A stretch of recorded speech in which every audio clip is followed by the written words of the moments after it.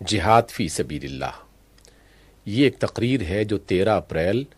1939 کو یوم اقبال کے موقع پر ٹاؤن ہال لاہور میں کی گئی تھی۔ عموماً لفظ جہاد کا ترجمہ انگریزی زبان میں ہولی وار مقدس جنگ کیا جاتا ہے، اور اس کی تشریح و تفسیر مدت ہائے دراز سے کچھ اس انداز میں کی جاتی رہی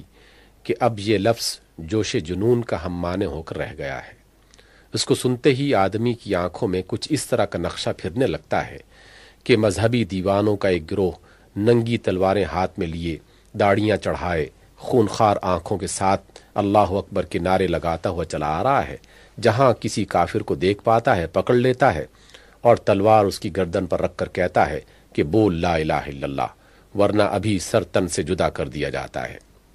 ماہرین نے ہماری یہ تصویر بڑی قلم کاریوں کے ساتھ بنائی ہے، اور اس کے نیچے موٹے حروف میں لکھ دیا ہے کہ بوئے خون آتی ہے اس قوم کے افسانوں سے۔ لطف یہ ہے کہ اس تصویر کے بنانے والے ہمارے وہ مہربان ہیں جو خود کئی صدیوں سے انتہا درجے کی غیر مقدس جنگ ان ہولی وار میں مشغول ہیں۔ ان کی اپنی تصویر یہ ہے کہ دولت اور اقتدار کے بھوکے ہر قسم کے اسلحے سے مسلح ہو کر قزاقوں کی طرح ساری دنیا پر پل پڑے ہیں، اور ہر طرف سے تجارت کی منڈیاں، خام پیداوار کے ذخیرے، نو آبادیاں بسانے کی قابل زمینیں اور معدنیات کی کانیں ڈھونڈتے پھرتے ہیں تاکہ اپنی حرص کی کبھی نہ بجھنے والی آگ کے لیے ایندھن فراہم کریں۔ ان کی جنگ خدا کی راہ میں نہیں بلکہ پیٹ کی راہ میں ہے، ہوس اور نفس امارہ کی راہ میں ہے۔ ان کے نزدیک کسی قوم پر حملہ کرنے کے لیے بس یہ کافی وجہ جواز ہے کہ اس کی زمین میں کانیں ہیں، یا اجناس کافی پیدا ہوتی ہے، یا وہاں تیل نکل آیا ہے، یا ان کے کارخانوں کا مال وہاں اچھی طرح کھپایا جا سکتا ہے، یا اپنی زائد آبادی کو وہاں آسانی کے ساتھ بسایا جا سکتا ہے۔ کچھ اور نہیں تو اس قوم کا یہ گناہ بھی کوئی معمولی گناہ نہیں ہے کہ وہ کسی ایسے ملک کے راستے میں رہتی ہے جس پر یہ پہلے قبضہ کر چکے ہیں یا اب قبضہ کرنا چاہتے ہیں۔ ہم نے تو جو کچھ کیا وہ زمانہ ماضی کا قصہ ہے، اور ان کے کارنامے حال کے واقعات ہیں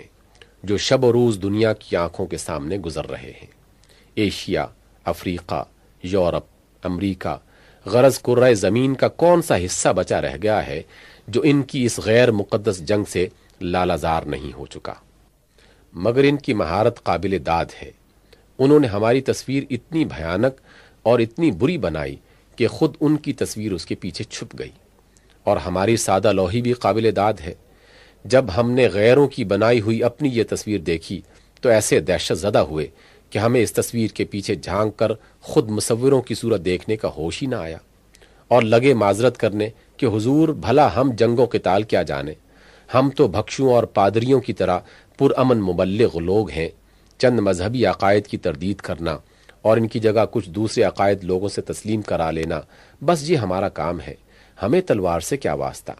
البتہ اتنا قصور کبھی کبھار ہم سے ضرور ہوا ہے کہ جب کوئی ہمیں مارنے آیا تو ہم نے بھی جواب میں ہاتھ اٹھایا۔ سو اب تو ہم اس سے بھی توبہ کر چکے ہیں۔ حضور کی طمانینت کے لیے تلوار والے جہاد کو سرکاری طور پر منسوخ کر دیا ہے۔ اب تو جہاد فقط زبان و قلم کی کوشش کا نام ہے۔ توپ اور بندوق چلانا سرکار کا کام ہے اور زبان و قلم چلانا ہمارا کام۔ جہاد کے متعلق غلط فہمی کے اسباب، خیر یہ تو سیاسی چالوں کی بات ہے، مگر خالص علمی حیثیت سے ہم ان اسباب کا تجزیہ کرتے ہیں جن کی وجہ سے جہاد فی سبیل اللہ کی حقیقت کو سمجھنا غیر مسلموں ہی کے لیے نہیں بلکہ مسلمانوں کے لیے بھی دشوار ہو گیا ہے۔ تو ہمیں دو بڑی اور بنیادی غلط فہمیوں کا سراغ ملتا ہے۔ پہلی غلط فہمی یہ ہے کہ اسلام کو ان معنوں میں ایک مذہب سمجھ لیا گیا ہے جن میں یہ لفظ عموماً بولا جاتا ہے۔ دوسری غلط فہمی یہ ہے کہ مسلمانوں کو ان معنوں میں محض ایک قوم سمجھ لیا گیا ہے جن میں یہ لفظ عموماً مستعمل ہے۔ ان دو غلط فہمیوں نے صرف ایک جہاد ہی کے مسئلے کو نہیں بلکہ مجموعی حیثیت سے پورے اسلام کے نقشے کو بدل ڈالا ہے، اور مسلمانوں کی پوزیشن کلی طور پر غلط کر کے رکھ دی ہے۔ مذہب کے معنی عام اصطلاح کے اعتبار سے بجز اس کے اور کیا ہیں کہ وہ چند عقائد اور عبادات اور مراسم کا مجموعہ ہوتا ہے۔ اس معنی کے لحاظ سے مذہب کو واقعی ایک پرائیویٹ معاملہ ہی ہونا چاہیے۔ آپ کو اختیار ہے کہ جو عقیدہ چاہیں رکھیں، اور آپ کا ضمیر جس کی عبادت کرنے پر راضی ہو اس کو جس طرح چاہیں پکاریں۔ زیادہ سے زیادہ اگر کوئی جوش اور سرگرمی آپ کے اندر اس مذہب کے لیے موجود ہے تو آپ دنیا بھر میں اپنے عقائد کی تبلیغ کرتے پھریے اور دوسرے عقائد والوں سے مناظرے کیجیے۔ اس کے لیے تلوار ہاتھ میں پکڑنے کا کون سا موقع ہے؟ کیا آپ لوگوں کو مار مار کر اپنا عقیدہ بنانا چاہتے ہیں؟ یہ سوال لازمی طور پر پیدا ہوتا ہے جبکہ آپ اسلام کو عام اصطلاح کی روح سے ایک مذہب قرار دے لیں، اور یہ پوزیشن اگر واقعی اسلام کی ہو تو جہاد کے لیے حقیقت میں کوئی وجہ جواز ثابت نہیں کی جا سکتی۔ اسی طرح قوم کے معنی اس کی سوا کیا ہیں کہ وہ ایک متجانس گروہ اشخاص، ہوموجینس گروپ آف مین کا نام ہے جو چند بنیادی امور میں مشترک ہونے کی وجہ سے باہم مجتمع اور دوسرے گروہوں سے ممتاز ہو گیا ہو۔ اس معنی میں جو گروہ ایک قوم ہو وہ دو ہی وجوہ سے تلوار اٹھاتا ہے اور اٹھا سکتا ہے، یا تو اس کے جائز حقوق چھیننے کے لیے کوئی اس پر حملہ کرے، یا وہ خود دوسروں کے جائز حقوق چھیننے کے لیے حملہ آور ہو۔ پہلی صورت میں تو خیر تلوار اٹھانے کے لیے کچھ نہ کچھ اخلاقی جواز بھی موجود ہے، اگرچہ بعض دھرماتماؤں کے نزدیک یہ بھی ناجائز ہے، لیکن دوسری صورت کو بعض ڈکٹیٹروں کے سوا کوئی بھی جائز قرار نہیں دے سکتا۔ حتیٰ کہ برطانیہ اور فرانس جیسی وسیع سلطنتوں کے مدبرین بھی آج اس کو جائز کہنے کی جرت نہیں رکھتے۔ جہاد کی حقیقت۔ پس اگر اسلام ایک مذہب اور مسلمان ایک قوم ہے تو جہاد کی ساری معنویت جس کی بنا پر اسلام میں اسے افضل العبادات کہا گیا ہے سرے سے ختم ہو جاتی ہے۔ لیکن حقیقت یہ ہے کہ اسلام کسی مذہب کا اور مسلمان کسی قوم کا نام نہیں ہے۔ دراصل اسلام ایک انقلابی نظریہ و مسلک ہے جو تمام دنیا کے اجتماعی نظم سینکشن کو بدل کر اپنے نظریہ و مسلک کے مطابق اسے تعمیر کرنا چاہتا ہے، اور مسلمان اس بین الاقوامی انقلابی جماعت انٹرنیشنل ریولیوشنری پارٹی کا نام ہے جسے اسلام اپنے مطلوبہ انقلابی پروگرام کو عمل میں لانے کے لیے منظم کرتا ہے، اور جہاد اس انقلابی جدوجہد ریولیوشنری سٹرگل کا اور انتہائی صرف طاقت کا نام ہے جو اس مقصد کو حاصل کرنے کے لیے اسلامی جماعت عمل میں لاتی ہے۔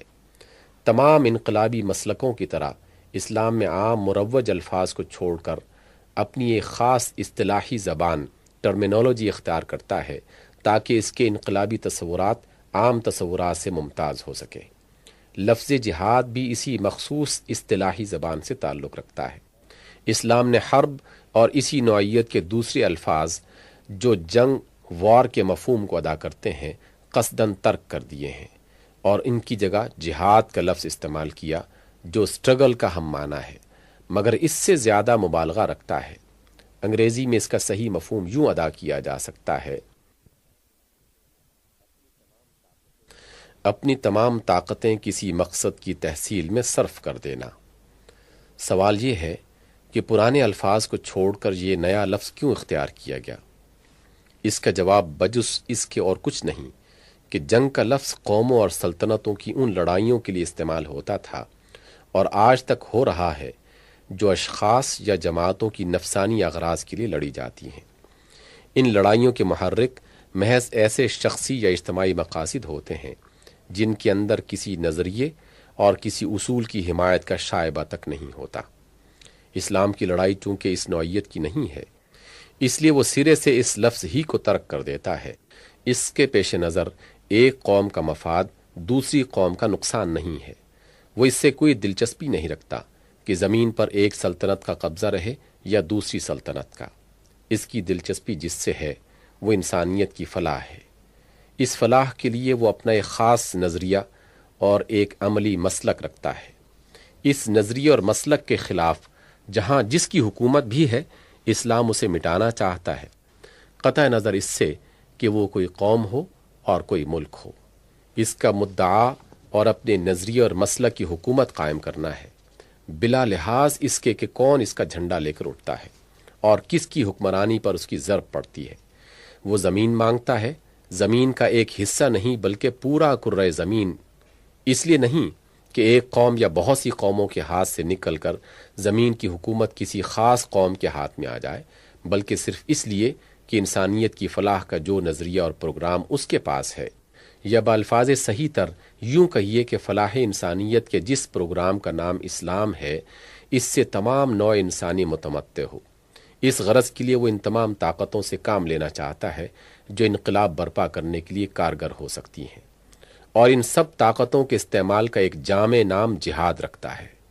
زبان و قلم کے زور سے لوگوں کے نقطہ نظر کو بدلنا اور ان کے اندر ذہنی انقلاب پیدا کرنا بھی جہاد ہے۔ تلوار کے زور سے پرانے ظالمانہ نظام زندگی کو بدل دینا اور نیا عادلانہ نظام مرتب کرنا بھی جہاد ہے، اور اسی راہ میں مال صرف کرنا اور جسم سے دوڑ دھوپ کرنا بھی جہاد ہے۔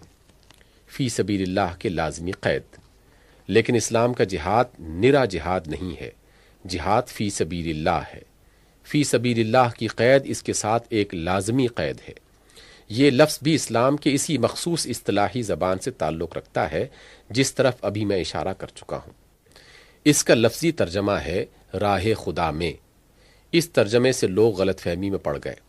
اور یہ سمجھ بیٹھے کہ زبردستی لوگوں کو اسلام کے مذہبی عقائد کا پیرو بنانا جہاد فی سبیل اللہ ہے، کیونکہ لوگوں کے تنگ دماغوں میں راہ خدا کا کوئی مفہوم اس کے سوا نہیں سما سکتا، مگر اسلام کی زبان میں اس کا مفہوم بہت وسیع ہے۔ ہر وہ کام جو اجتماعی فلاح و بہبود کے لیے کیا جائے اور جس کے کرنے والے کا مقصد اس سے خود کوئی دنیاوی فائدہ نہ اٹھانا ہو بلکہ محض خدا کی خوشنودی حاصل کرنا ہو،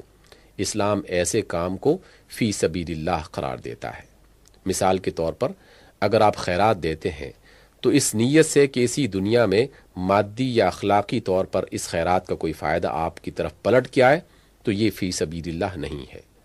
اور اگر خیرات سے آپ کی نیت یہ ہے کہ غریب انسان کی مدد کر کے آپ خدا کی خوشنودی حاصل کریں تو یہ فی سبیل اللہ ہے۔ بس یہ اصطلاح مخصوص ہے ایسے کاموں کے لیے جو کامل خلوص کے ساتھ ہر قسم کی نفسانی اغراض سے پاک ہو کر اس نظریے پر کیے جائیں کہ انسان کا دوسرے انسانوں کی فلاح کے لیے کام کرنا خدا کی خوشنودی کا موجب ہے، اور انسان کی زندگی کا نصب العین مالک کائنات کی خوشنودی حاصل کرنے کے سوا کچھ نہیں۔ جہاد کے لیے بھی فی سبیل اللہ کی قید اسی غرض کے لیے لگائی گئی ہے۔ اس کا مطلب یہ ہے کہ کوئی شخص یا گروہ جب نظام زندگی میں انقلاب برپا کرنے اور اسلامی نظریے کے مطابق نیا نظام مرتب کرنے کے لیے اٹھے تو اس قیام اور سربازی و جانثاری میں اس کو اپنی کوئی نفسانی غرض نہ ہو۔ اس کا یہ مقصد ہرگز نہ ہو کہ قیصر کو ہٹا کر وہ خود قیصر بن جائے، اپنی ذات کے لیے مال و دولت یا شہرت و ناموری یا عزت و جاہ حاصل کرنے کا شائبہ تک اس کی جدوجہد کے مقاصد میں شامل نہ ہو۔ اس کی تمام قربانیوں اور ساری محنتوں کا مدعا صرف یہ ہو کہ بندگان خدا کے درمیان ایک عادلانہ نظام زندگی قائم کیا جائے۔ اس کے معاوضے میں اسے خدا کی خوشنودی کے سوا کچھ بھی مطلوب نہ ہو۔ الذین آمنوا یقاتلون فی سبیل اللہ والذین کفروا یقاتلون فی سبیل الطاغوت۔ جو لوگ ایمان لائے ہیں وہ خدا کی راہ میں لڑتے ہیں، اور جو کافر ہیں وہ طاغوت کی راہ میں لڑتے ہیں۔ طاغوت کا مصدر طغیان ہے، جس کے معنی حد سے گزر جانے کے ہیں۔ دریا جب اپنی حد سے گزر جاتا ہے تو آپ کہتے ہیں کہ طغیانی آ گئی ہے۔ اسی طرح جب آدمی اپنی جائز حد سے گزر کر اس غرض کے لیے اپنی طاقت استعمال کرتا ہے کہ انسانوں کا خدا بن جائے یا اپنے مناسب حصے سے زائد فوائد حاصل کر لے تو یہ طاغوت کی راہ میں لڑنا ہے۔ اور اس کے مقابلے میں راہ خدا کی جنگ وہ ہے جس کا مقصد صرف یہ ہو کہ خدا کا قانون عدل دنیا میں قائم ہو، لڑنے والا خود بھی اس کی پابندی کرے اور دوسروں سے بھی اس کی پابندی کرائے۔ چنانچہ قرآن کہتا ہے تلک الدار الآخرہ نجعلها للذین لا یریدون علوا فی الارض ولا فسادا والعاقبۃ للمتقین۔ آخرت میں عزت کا مقام تو ہم نے صرف ان لوگوں کے لیے رکھا ہے جو زمین میں اپنی بڑائی قائم کرنا اور فساد کرنا نہیں چاہتے۔ عاقبت کی کامیابی صرف خدا ترس لوگوں کے لیے ہے۔ حدیث میں آیا ہے کہ ایک شخص نے رسول اللہ صلی اللہ علیہ وسلم سے دریافت کیا راہ خدا کی جنگ سے کیا مراد ہے؟ ایک شخص مال کے لیے جنگ کرتا ہے،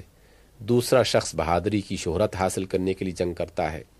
تیسرے شخص کو کسی سے عداوت ہوتی ہے یا قومی حمیت کا جوش ہوتا ہے اس لیے جنگ کرتا ہے۔ ان میں سے کس کی جنگ فی سبیل اللہ ہے؟ حضرت صلی اللہ علیہ وسلم نے جواب دیا، کسی کی بھی نہیں۔ فی سبیل اللہ تو صرف اس شخص کی جنگ ہے جو خدا کا بول بالا کرنے کے سوا کوئی مقصد نہیں رکھتا۔ ایک دوسری حدیث میں ہے کہ اگر کسی شخص نے جنگ کی اور اس کے دل میں اونٹ باندھنے کی ایک رسی حاصل کرنے کی بھی نیت ہو تو اس کا اجر ضائع ہو گیا۔ اللہ صرف اس عمل کو قبول کرتا ہے جو محض اس کی خوشنودی کے لیے ہو اور کوئی شخصی یا جماعتی غرض پیش نظر نہ ہو۔ پس جہاد کے لیے فی سبیل کی قید اسلامی نقطہ نظر سے خاص اہمیت رکھتی ہے۔ مجرد جہاد تو دنیا میں سبھی جاندار کرتے ہیں، ہر ایک اپنے مقصد کی تحصیل کے لیے پورا زور صرف کر رہا ہے، لیکن مسلمان جس انقلابی جماعت کا نام ہے، اس کے انقلابی نظریات میں سے ایک اہم ترین نظریہ بلکہ بنیادی نظریہ یہ ہے کہ اپنی جان و مال کھپاؤ، دنیا کی ساری سرکش طاقتوں سے لڑو، اپنے جسم و روح کی ساری طاقتیں خرچ کر دو، نہ اس لیے کہ دوسرے سرکشوں کو ہٹا کر تم ان کی جگہ لے لو، بلکہ صرف اس لیے کہ دنیا سے سرکشی و طغیان مٹ جائے اور خدا کا قانون دنیا میں نافذ ہو۔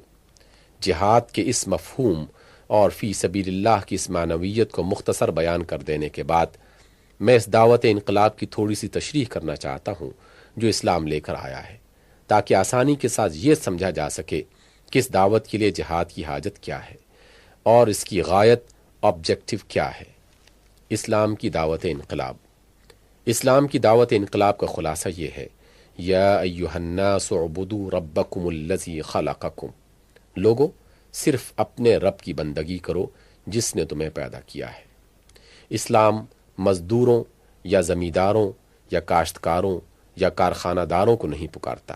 بلکہ تمام انسانوں کو پکارتا ہے۔ اس کا خطاب انسان سے بحیثیت انسان ہے، اور وہ کہتا ہے کہ اگر تم خدا کے سوا کسی کی بندگی و اطاعت اور فرما برداری کرتے ہو تو اسے چھوڑ دو۔ اگر خود تمہارے اندر خدائی کا داعیہ ہے تو اسے بھی دماغ سے نکال دو، کیونکہ دوسروں سے اپنی بندگی کرانے اور دوسروں کا سر اپنے آگے جھکوانے کا حق بھی تم میں سے کسی کو حاصل نہیں ہے۔ تم سب کو ایک خدا کی بندگی قبول کرنی چاہیے، اور اس بندگی میں سب کو ایک سطح پر آ جانا چاہیے۔ تعالوا الی کلمۃ سواء بیننا وبینکم الا نعبد الا اللہ ولا نشرک بہ شیئا ولا یتخذ بعضنا بعضا اربابا من دون اللہ۔ آؤ ہم اور تم ایک ایسی بات پر جمع ہو جائیں جو ہمارے اور تمہارے درمیان یکساں ہے، وہ یہ کہ ہم خدا کے سوا کسی کی بندگی نہ کریں اور خداوندی میں کسی کو خدا کا شریک بھی نہ ٹھہرائیں، اور ہم میں سے کوئی کسی کو خدا کے بجائے امر و نہی کا مالک بھی نہ بنائے۔ یہ عالمگیر اور کلی انقلاب کی دعوت تھی۔ اس نے پکار کر کہا کہ ان الحکم الا للہ، حکومت سوائے خدا کے اور کسی کی نہیں ہے۔ کسی کو یہ حق نہیں پہنچتا کہ بذات خود انسان کا حکمران بن جائے اور اپنے اختیار سے جس چیز کا چاہے حکم دے اور جس چیز سے چاہے روک دے۔ کسی انسان کو بالذات امر و نہی کا مالک سمجھنا دراصل خدائی میں اسے شریک کرنا ہے، اور دنیا میں یہی اصل بنائے فساد ہے۔ اللہ نے انسان کو جس صحیح فطرت پر پیدا کیا ہے اور زندگی بسر کرنے کا جو سیدھا راستہ اسے بتایا ہے، اس سے انسان کے ہٹنے کی وجہ صرف یہ ہے کہ لوگ خدا کو بھول جاتے ہیں اور نتیجتاً خود اپنی حقیقت کو بھی فراموش کر دیتے ہیں۔ اس کا انجام پھر لازمی طور پر یہی ہوتا ہے کہ ایک طرف بعض اشخاص یا خاندان یا طبقے خدائی کا کھلا یا چھپا داعیہ لے کر اٹھتے ہیں اور اپنی طاقت سے ناجائز فائدہ اٹھا کر لوگوں کو اپنا بندہ بنا لیتے ہیں، اور دوسری طرف اس خدا فراموشی اور خود فراموشی کا نتیجہ یہ بھی ہوتا ہے کہ لوگوں کا ایک حصہ طاقتوروں کی خداوندی مان لیتا ہے اور اس کے اس حق کو تسلیم کر لیتا ہے کہ وہ حکم کرے اور یہ حکم کے آگے سر جھکا دے۔ یہی دنیا میں ظلم و فساد اور ناجائز انتفاع ایکسپلائٹیشن کی بنیاد ہے، اور اسلام پہلی ضرب اسی پر لگاتا ہے۔ وہ ہانکے پکارے کہتا ہے کہ لا تطیعوا امر المسرفین الذین یفسدون فی الارض ولا یصلحون، ان لوگوں کا حکم ہرگز نہ مانو جو اپنی جائز حد سے گزر گئے ہیں اور زمین میں فساد پھیلاتے ہیں اور اصلاح نہیں کرتے۔ لا تطع من اغفلنا قلبہ عن ذکرنا واتبع ہواہ وکان امرہ فرطا، اس شخص کی اطاعت ہرگز نہ کر جس کے دل کو ہم نے اپنی یاد سے غافل کر دیا ہے اور جو اپنی خواہشات نفس کا بندہ بن گیا ہے اور جس کا کام افراط و تفریط پر مبنی ہے۔ الا لعنت اللہ علی الظالمین الذین یصدون عن سبیل اللہ ویبغونها عوجا، خدا کی لعنت ان ظالموں پر جو خدا کے بنائے ہوئے زندگی کے سیدھے سادے راستے میں رکاوٹیں ڈالتے ہیں اور اس کو ٹیڑھا کرنا چاہتے ہیں۔ وہ لوگوں سے پوچھتا ہے کہ ارباب متفرقون خیر ام اللہ الواحد القہار، بہت سے چھوٹے بڑے خدا جن کی بندگی میں تم پسے جا رہے ہو، ان کی بندگی قبول ہے یا صرف ایک خدا کی جو سب سے زبردست ہے؟ اگر اس خدائے واحد کی بندگی قبول نہ کرو گے تو ان چھوٹے اور جھوٹے خداؤں کی آقائی سے تمہیں کبھی نجات نہ مل سکے گی۔ یہ کسی نہ کسی طور پر تم پر تسلط پائیں گے اور فساد برپا کر کے ہی رہیں گے۔ ان الملوک اذا دخلوا قریۃ افسدوها وجعلوا اعزۃ اہلها اذلہ وکذلک یفعلون، یہ بادشاہ جب کسی بستی میں گھستے ہیں تو اس کے نظام حیات کو تہو بالا کر ڈالتے ہیں اور اس کی عزت والوں کو ذلیل کر دیتے ہیں، اور ان کا یہی وتیرہ ہے۔ وَإِذَا تَوَلَّى سَعَى فِي الْأَرْضِ لِيُفْسِدَ فِيهَا وَيُهْلِكَ الْحَرْثَ وَالنَّسْلَ وَاللَّهُ لَا يُحِبُّ الْفَسَادَ، اور جب وہ اقتدار پا لیتا ہے تو زمین میں فساد پھیلاتا ہے،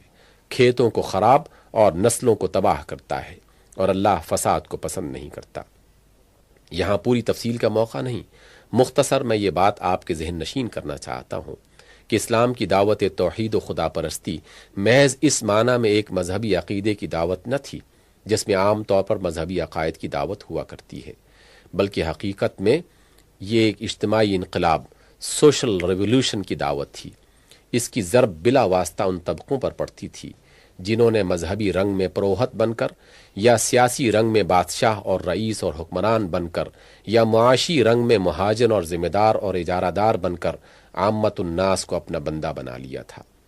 یہ کہیں علانیہ ارباب من دون اللہ بنے ہوئے تھے، دنیا سے اپنی پیدائشی یا طبقاتی حقوق کی بنا پر اطاعت و بندگی کا مطالبہ کرتے تھے اور صاف کہتے تھے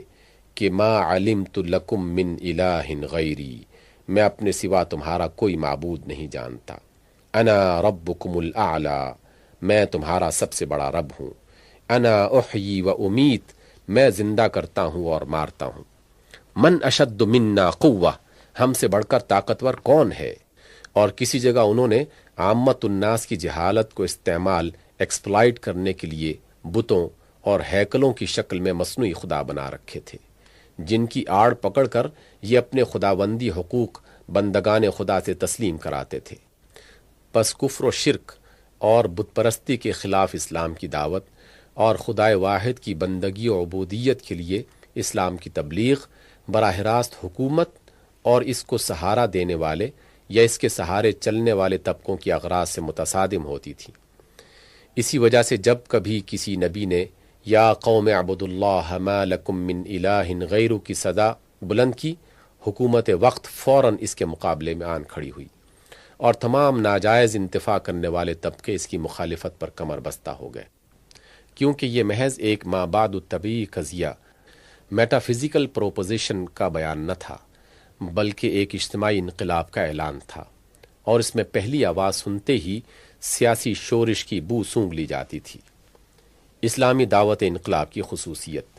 اس میں شک نہیں کہ انبیاء علیہ السلام سب کے سب انقلابی لیڈر تھے، اور سیدنا محمد صلی اللہ علیہ وسلم سب سے بڑے انقلابی لیڈر ہیں، لیکن جو چیز دنیا کی عام انقلابیوں اور ان خدا پرست انقلابی لیڈروں کے درمیان واضح خط امتیاز کھینچتی ہے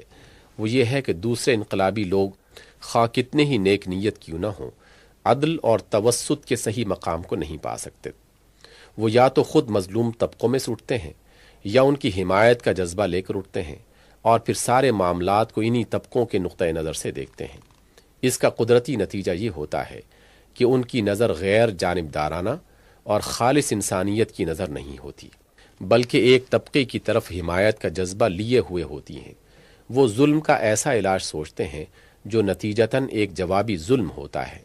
ان کے لیے انتقام، حسد اور عداوت کے جذبات سے پاک ہو کر ایک ایسا معتدل اور متوازن اجتماعی نظام تجویز کرنا ممکن نہیں ہوتا جس میں مجموعی طور پر تمام انسانوں کی فلاح ہو۔ بخلاف اس کے انبیاء علیہ السلام خواہ کتنے ہی ستائے گئے ہوں اور خواہ کتنا ہی ان پر اور ان کے ساتھیوں پر ظلم کیا گیا ہو، ان کی انقلابی تحریک نے کبھی ان کے شخصی جذبات کا اثر نہیں پایا۔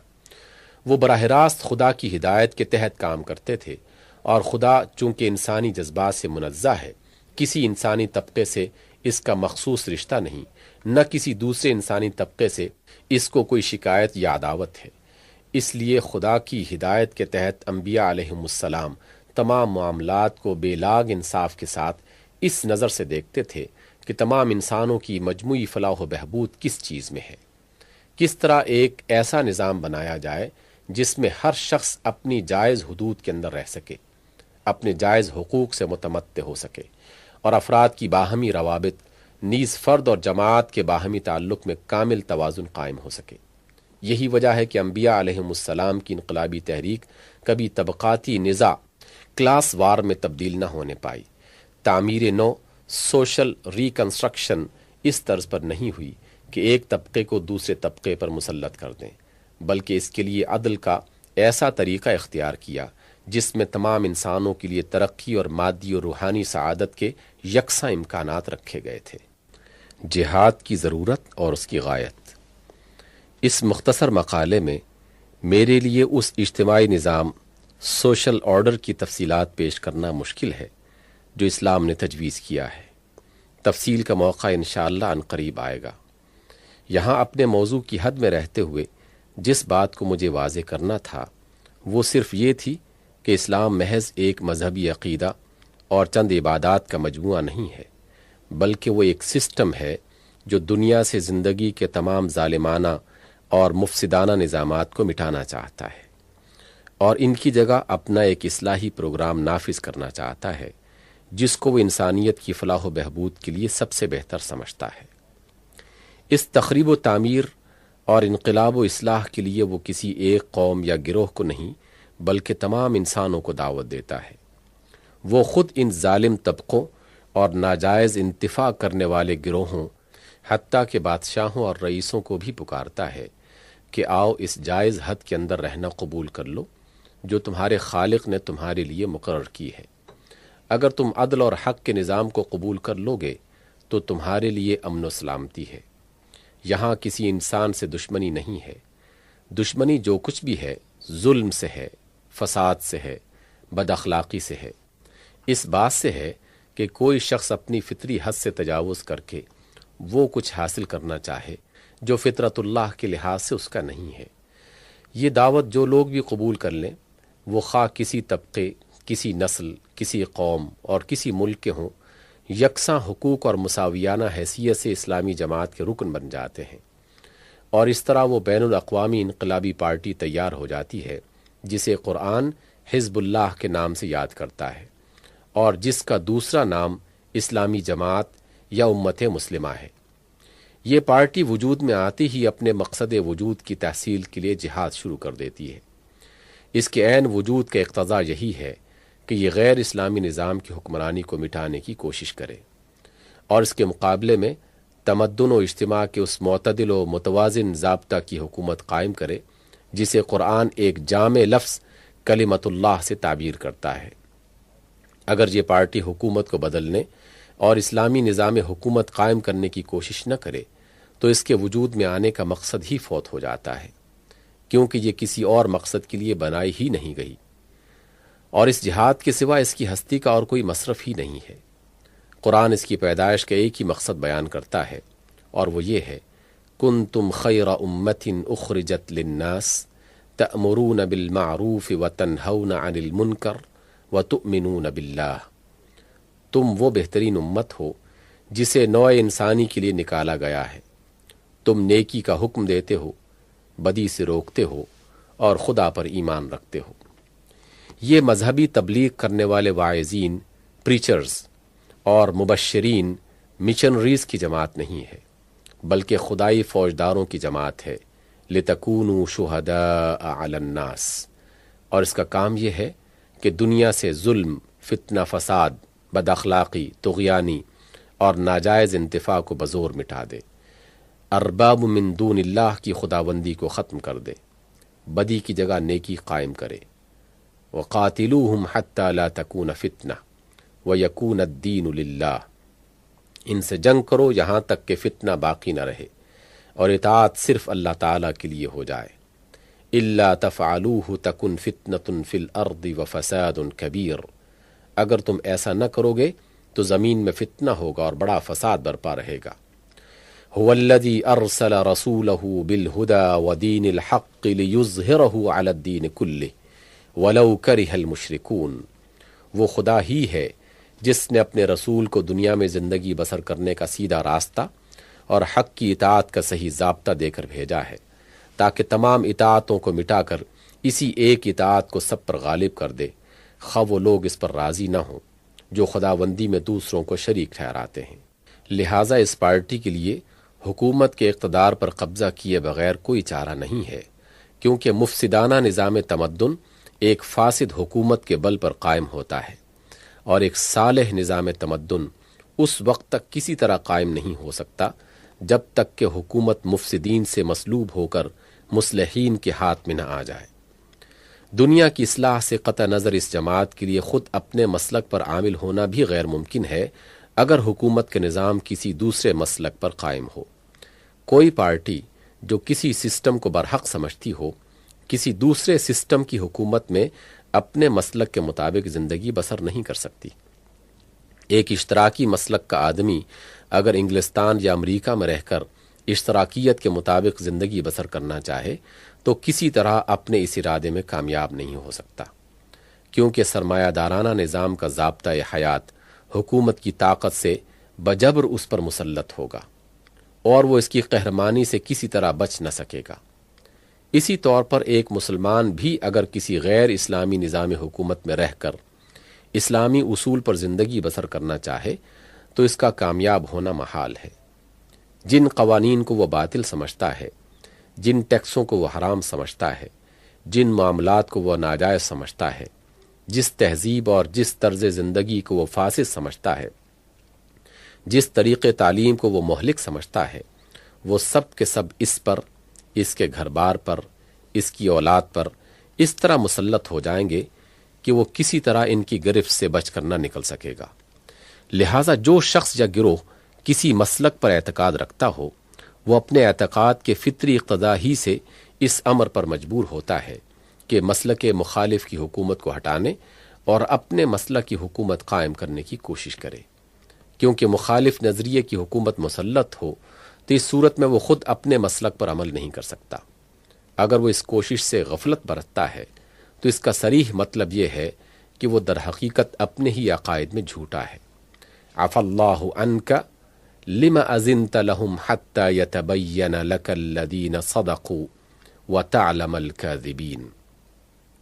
لا يستأذنك الذين يؤمنون بالله واليوم الآخر أن يجاهدوا بأموالهم وأنفسهم إنما يستأذنك الذين لا يؤمنون بالله واليوم الآخر۔ اے نبی، خدا تمہیں معاف کرے، تم نے ان لوگوں کو جہاد کی شرکت سے علیحدہ رہنے کی اجازت کیوں دے دی؟ تمہیں اجازت نہ دینی چاہیے تھی، تاکہ یہ بات تم پر کھل جاتی کہ اپنے ایمان میں سچے کون ہیں اور جھوٹے کون۔ جو لوگ اللہ اور یوم آخر پر ایمان رکھتے ہیں وہ تو کبھی تم سے یہ درخواست نہیں کر سکتے کہ انہیں اپنے مال اور جان کے ساتھ جہاد کرنے سے معذور رکھا جائے۔ ایسی درخواست تو صرف وہی لوگ کرتے ہیں جو نہ خدا پر ایمان رکھتے ہیں اور نہ یوم آخرت پر۔ ان الفاظ میں قرآن نے صاف اور صریح فتویٰ دے دیا ہے کہ اپنے اعتقاد کنوکشن میں کسی جماعت کے صادق ہونے کا واحد معیار یہی ہے کہ وہ جس مسلک پر اعتقاد رکھتی ہو اس کو حکمران بنانے کے لیے جان و مال سے جہاد کرے۔ اگر تم مسلک مخالف کی حکومت کو گوارا کرتے ہو تو یہ اس بات کی دلیل ہے کہ تم اپنے اعتقاد میں جھوٹے ہو،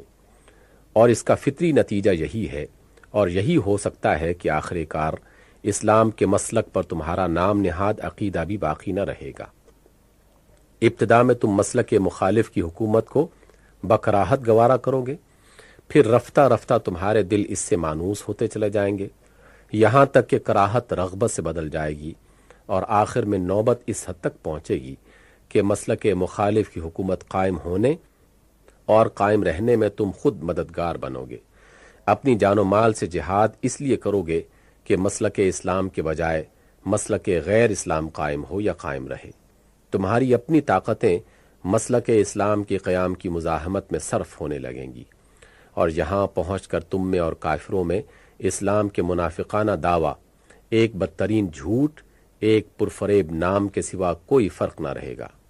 حدیث میں نبی صلی اللہ علیہ وسلم نے اس نتیجے کو صاف صاف بیان فرما دیا ہے۔ والذی نفسی بیدہ لتأمرن بالمعروف ولتنہون عن المنکر ولتأخذن ید المسیء ولتطرنہ علی الحق اطراء او لنضربن اللہ قلوب بعضکم علی بعض او لیلعنکم کما لعنہم۔ اس خدا کی قسم جس کے ہاتھ میں میری جان ہے، یا تو تمہیں نیکی کا حکم دینا اور بدی سے روکنا اور بدکار کا ہاتھ پکڑنا اور اسے حق کی طرف بزور موڑنا ہوگا،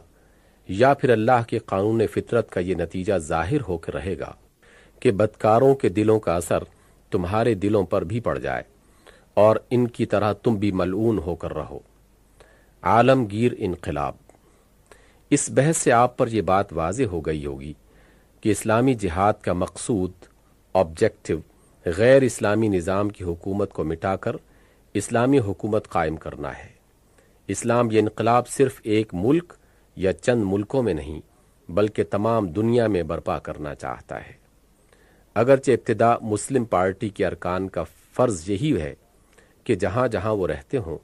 وہاں کے نظام حکومت میں انقلاب برپا کریں، لیکن ان کی آخری منزل مقصود ایک عالمگیر انقلاب، ورلڈ ریولوشن کے سوا کچھ نہیں ہے۔ کوئی انقلابی مسلک جو قومیت کے بجائے انسانیت کی فلاح کے اصول لے کر اٹھا ہو، اپنے انقلابی مطمع نظر کو کبھی ایک ملک یا ایک قوم کے دائرے میں محدود نہیں کر سکتا، بلکہ وہ اپنی فطرت کے عین اقتضا ہی سے مجبور ہے کہ عالمگیر انقلاب کو اپنا مطمع نظر بنائے۔ حق جغرافی حدود کو قبول کرنے سے انکار کرتا ہے۔ اس کا مطالبہ یہ ہے کہ میں اگر کسی پہاڑ یا دریا کے اس پار حق ہوں تو اس پار بھی حق ہوں۔ نوع انسانی کے کسی حصے کو بھی مجھ سے محروم نہ رہنا چاہیے۔ انسان جہاں بھی ظلم و ستم کا اور افراط و تفرید کا تختہ مشق بنا ہوا ہے، وہاں اس کی مدد کے لیے پہنچنا میرا فرض ہے۔ اسی تخیل کو قرآن ان الفاظ میں بیان کرتا ہے: وَمَا لَكُمْ لَا تُقَاتِلُونَ فِي سَبِيلِ اللَّهِ وَالْمُسْتَضْعَفِينَ مِنَ الرِّجَالِ وَالنِّسَاءِ وَالْوِلْدَانِ الَّذِينَ يَقُولُونَ رَبَّنَا أَخْرِجْنَا مِنْ هَذِهِ الْقَرْيَةِ الظَّالِمِ أَهْلُهَا۔ تمہیں کیا ہو گیا ہے کہ تم خدا کی راہ میں ان مردوں، عورتوں اور بچوں کے لیے نہیں لڑتے جنہیں کمزور پا کر دبا لیا گیا ہے، اور جو دعائیں مانگتے ہیں کہ خدایا ہمیں اس بستی سے نکال جس کے کارفرما ظالم ہیں۔ علاوہ بری قومی اور ملکی تقسیمات کے باوجود انسانی تعلقات اور روابط کچھ ایسی عالمگیری اپنے اندر رکھتے ہیں کہ کوئی ایک مملکت اپنے اصول و مسلک کے مطابق پوری طرح عمل نہیں کر سکتی جب تک کہ ہمسایہ ممالک میں بھی وہی اصول و مسلک رائج نہ ہو جائے۔ لہٰذا مسلم پارٹی کے لیے اصلاح عمومی اور تحفظ خودی دونوں کی خاطر یہ ناگزیر ہے کہ کسی ایک خطے میں اسلامی نظام کی حکومت قائم کرنے پر اکتفا نہ کرے، بلکہ جہاں تک اس کی قوتیں ساتھ دیں اس نظام کو تمام اطراف میں وسیع کرنے کی کوشش کرے، اور ایک طرف سے اپنے افکار و نظریات کو دنیا میں پھیلائے گی اور تمام ممالک کے باشندوں کو دعوت دے گی کہ اس مسلک کو قبول کریں جس میں ان کے لیے حقیقی فلاح مضمر ہے۔ دوسری طرف اگر اس میں طاقت ہوگی تو وہ لڑ کر غیر اسلامی حکومتوں کو مٹا دے گی اور ان کی جگہ اسلامی حکومت قائم کرے گی۔ یہی پالیسی تھی جس پر رسول اللہ صلی اللہ علیہ وسلم نے اور آپ کے بعد خلفائے راشدین نے عمل کیا۔ عرب جہاں مسلم پارٹی پیدا ہوئی تھی، سب سے پہلے اسی کو اسلامی حکومت کے زیر نگین کیا گیا۔ اس کے بعد رسول اللہ صلی اللہ علیہ وسلم نے اطراف کے ممالک کو اپنے اصول و مسلک کی طرف دعوت دی۔ پھر جب انہوں نے واضح طور پر انکار کر دیا تو ان کے خلاف جنگی کارروائی کا تہیہ کر لیا۔ غزوہ تبوک اسی سلسلے کی ابتدا تھی۔ حضرت صلی اللہ علیہ وسلم کے بعد جب حضرت ابو بکر رضی اللہ عنہ پارٹی کے لیڈر ہوئے تو انہوں نے روم اور ایران دونوں کی غیر اسلامی حکومتوں پر حملہ کیا۔ پھر حضرت عمر رضی اللہ عنہ نے اس حملے کو کامیابی کے آخری مراحل تک پہنچا دیا۔ مصر و شام اور روم و ایران کے عوام اول اس کو عرب قوم کی امپیریلسٹ پالیسی سمجھتے۔ انہوں نے خیال کیا کہ جس طرح پہلے ایک قوم دوسری قوم کو غلام بنانے کے لیے نکلا کرتی تھی، اسی طرح اب بھی ایک قوم اسی غرض کے لیے نکلی ہے۔ اس غلط فہمی کی بنا پر لوگ قیصر و کسریٰ کے جھنڈے تلے مسلمانوں سے لڑنے کے لیے نکلے، مگر جب ان پر مسلم پارٹی کے انقلابی مسلک کا حال کھلا اور جب انہیں معلوم ہوا کہ یہ جفاکارانہ قوم پرستی ایگریسو نیشنلزم کے علمبردار نہیں ہیں بلکہ قومی اغراض سے پاک ہیں اور محض ایک عادلانہ نظام قائم کرنے آئے ہیں، اور ان کا مقصد در حقیقت ان ظالم طبقوں کی خداوندی کو ختم کرنا ہے جو قیصریت و کسرویت کی پناہ میں ہم کو تباہ و برباد کر رہے ہیں، تو ان کی اخلاقی ہمدردیاں مسلم پارٹی کی طرف ہو گئیں۔ وہ قیصر و کسریٰ کے جھنڈے سے الگ ہوتے چلے گئے، اور اگر مارے باندھے فوج میں بھرتی ہو کر لڑنے آئے بھی تو بے دلی سے لڑے۔ یہی سبب ہے کہ ان حیرت انگیز فتوحات کا جو ابتدائی دور میں مسلمانوں کو حاصل ہوئیں، اور یہی سبب ہے اس کا کہ اسلامی حکومت قائم ہونے کے بعد جب ان ممالک کے باشندوں نے اسلامی نظام اجتماعی کو عملاً کام کرتے ہوئے دیکھا تو وہ خود اس بین الاقوامی پارٹی میں شریک ہوتے چلے گئے اور خود اس مسلک کے علمبردار بن کر آگے بڑھے تاکہ دوسرے ملکوں میں بھی اس کو پھیلا دیں۔ جارحانہ اور مدافعانہ کی تقسیم غیر متعلق ہے۔ یہ جو کچھ بیان کیا گیا ہے اس پر جب آپ غور کریں گے تو یہ بات بآسانی آپ کی سمجھ میں آ جائے گی کہ جنگ کی جو تقسیم جارحانہ ایگریسو اور مدافعانہ ڈیفینسو کی اصطلاحوں میں کی گئی ہے، اس کا اطلاق سرے سے اسلامی جہاد پر ہوتا ہی نہیں ہے۔ یہ تقسیم صرف قومی اور ملکی لڑائیوں پر ہی منطبق ہو سکتی ہے، کیونکہ اصطلاحاً حملہ اور مدافعت کے الفاظ ایک ملک یا ایک قوم کی نسبت ہی سے بولے جا سکتے ہیں، مگر جب ایک بین الاقوامی پارٹی ایک جہانی نظریہ و مسلک کو لے کر اٹھے اور تمام قوموں کو انسانی حیثیت سے اس مسلک کی طرف بلائے اور ہر قوم کے آدمیوں کو مساویانہ حیثیت سے پارٹی میں شامل کرے اور محض مسلک مخالف کی حکومت کو مٹا کر اپنے مسلک کی حکومت قائم کرنے کے لیے جدوجہد نہ کرے، تو ایسی حالت میں اصطلاحی حملہ اور اصطلاحی مدافعت کا قطعاً کوئی سوال ہی پیدا نہیں ہوتا، بلکہ اگر اصطلاح سے قطع نظر کر لی جائے تو تب بھی اسلامی جہاد پر جارحانہ اور مدافعانہ کی تقسیم منطبق نہیں ہوتی۔ اسلامی جہاد بیک وقت جارحانہ بھی ہے اور مدافعانہ بھی۔ جارحانہ اس لیے کہ مسلم پارٹی مسلک مخالف کی حکمرانی پر حملہ کرتی ہے، اور مدافعانہ اس لیے کہ خود اپنے مسلک پر عامل ہونے کے لیے حکومت کی طاقت حاصل کرنے پر مجبور ہے۔ پارٹی ہونے کی حیثیت سے اس کا کوئی گھر نہیں ہے کہ وہ اس کی مدافعت کرے، اس کے پاس محض اپنے اصول ہیں جن کی وہ حمایت کرتی ہے۔ اسی طرح مخالف پارٹی کے بھی گھر پر وہ حملہ نہیں کرتی بلکہ اس کے اصولوں پر حملہ کرتی ہے، اور اس حملہ کا مدعا یہ نہیں ہے کہ اس سے زبردستی اس کے اصول چھڑائے جائیں، بلکہ مدعا صرف یہ ہے کہ اس کے اصولوں سے حکومت کی طاقت چھین لی جائے۔ ذمیوں کی حیثیت، یہیں سے یہ سوال بھی حل ہو جاتا ہے کہ کسی ملک پر اسلامی نظام کی حکومت قائم ہو جانے کی صورت میں ان لوگوں کی کیا حیثیت ہوگی جو کسی دوسرے عقیدہ و مسلک کے متبع ہوں۔ اسلام کے جہاد لوگوں کے عقیدہ و مسلک اور ان کے طریق عبادت یا قوانین معاشرت سے تعرض نہیں کرتا، وہ ان کو پوری آزادی دیتا ہے کہ جس عقیدہ پر چاہیں قائم رہیں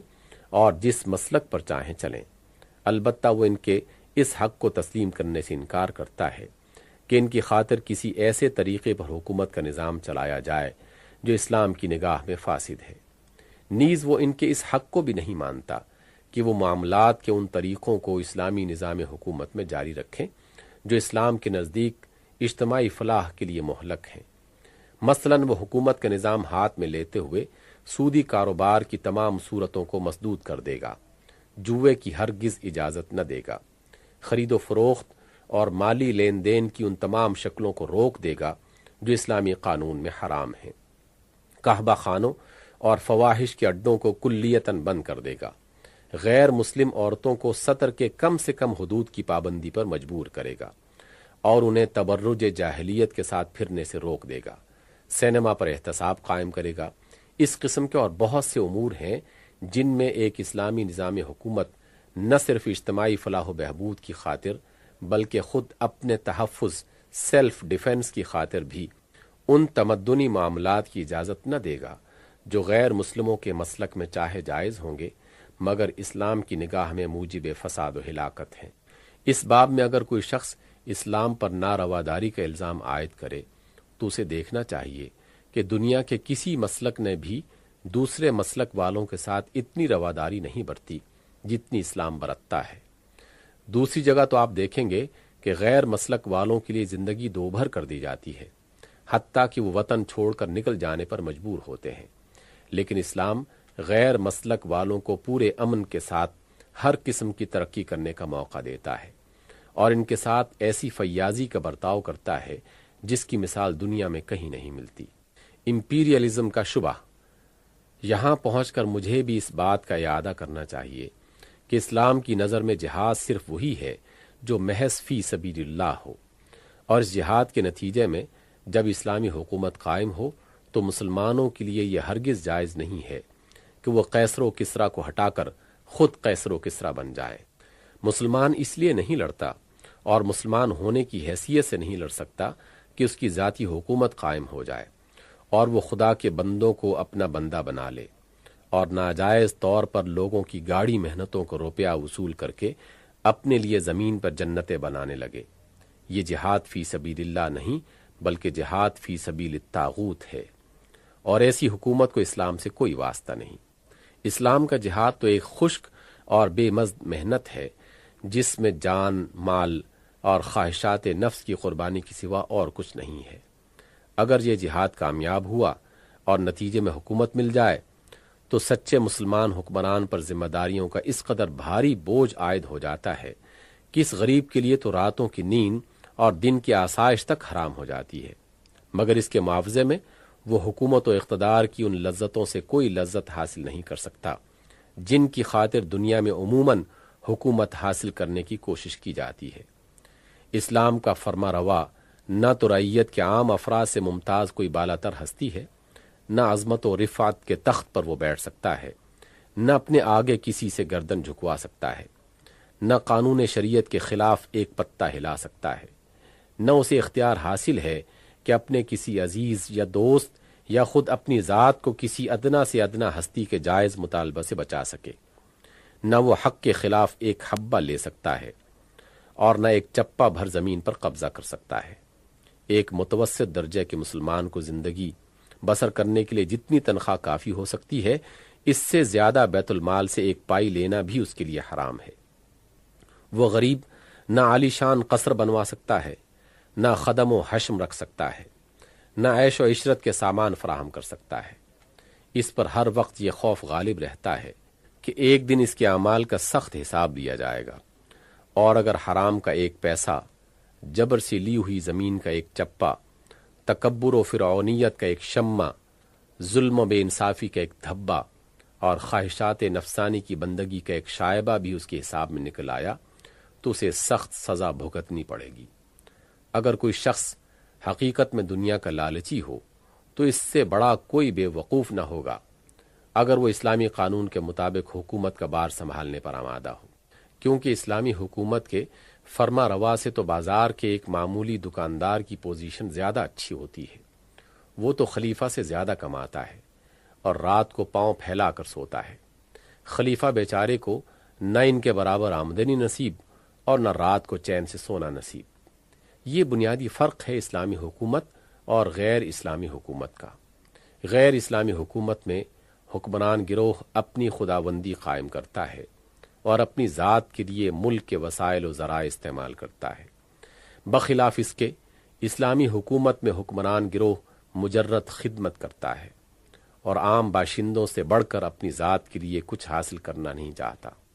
اسلامی حکومت کی سول سروس کو جو تنخواہیں ملتی تھیں، ان کا تقابل آج کل یا خود اس دور کی امپیریلسٹ طاقتوں کی سول سروس کے مشاہروں سے کر کے دیکھیے،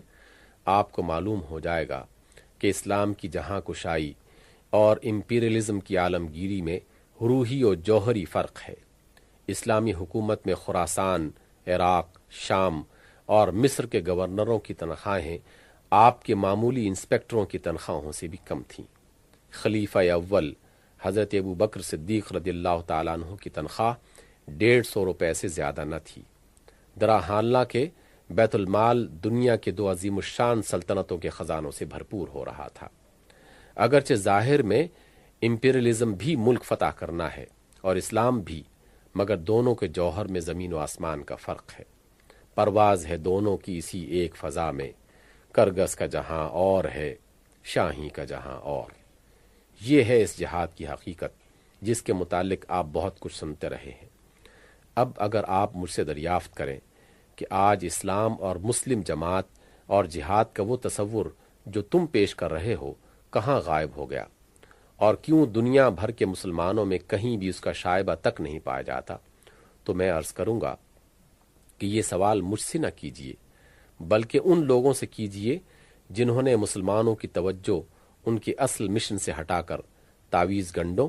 اور عملیات اور مراقبوں اور ریاضتوں کی طرف پھیر دی ہے، جنہوں نے نجات اور فلاح اور حصول مقاصد کے لیے شارٹ کٹ تجویز کیے تاکہ مجاہدے اور جانفشانی کے بغیر سب کچھ تسبیح پھرانے یا کسی صاحب قبر کی عنایات حاصل کرنے ہی سے میسر آ جائے، جنہوں نے اسلام کی کلیات اور اصول و مقاصد کو لپیٹ کر تاریک گوشوں میں پھینک دیا اور مسلمانوں کے ذہن کو آمین بالجہر اور رفع الیدین اور ایصال ثواب و زیارت قبور اور اسی قسم کی بے شمار جزیات کی بحثوں میں ایسا پھنسایا کہ وہ اپنے آپ کو اور اپنے مقصد تخلیق کو اور اسلام کی حقیقت کو قطعی بھول گئے۔ اگر اس سے بھی آپ کی تشفی نہ ہو تو پھر یہ سوال ان امراء اور احکام و اصحاب اقتدار کے سامنے پیش کیجیے جو قرآن اور محمد صلی اللہ علیہ وسلم پر ایمان لانے کا دعویٰ تو کرتے ہیں، مگر قرآن کے قانون اور محمد صلی اللہ علیہ وسلم کی ہدایات کا اس سے زیادہ کوئی حق اپنے اوپر تسلیم نہیں کرتے کہ کبھی ختم قرآن کرا دیں اور کبھی عید میلاد کے جلسے کرا دیں۔ رہا اس قانون اور ہدایت کا عملاً نافذ کرنا، تو یہ حضرات اپنے آپ کو اس سے بری الذمہ سمجھتے ہیں، کیونکہ در حقیقت ان کا نفس ان پابندیوں کو قبول کرنے اور ان ذمہ داریوں کا بوجھ سنبھالنے کے لیے ہرگز تیار نہیں ہے جو اسلام ان پر عائد کرتا ہے۔ یہ بڑی سستی نجات کے طالب ہیں۔